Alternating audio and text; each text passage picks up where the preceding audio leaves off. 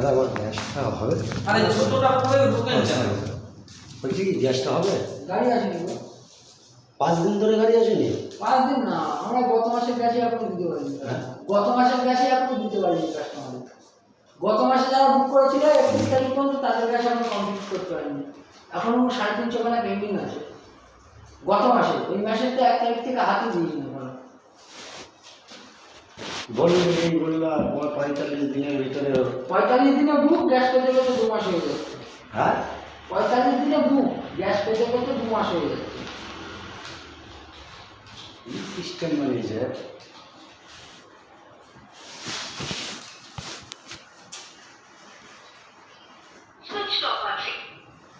তাহলে গ্যাস পাওয়া যাবে না, তাই না? এখন না,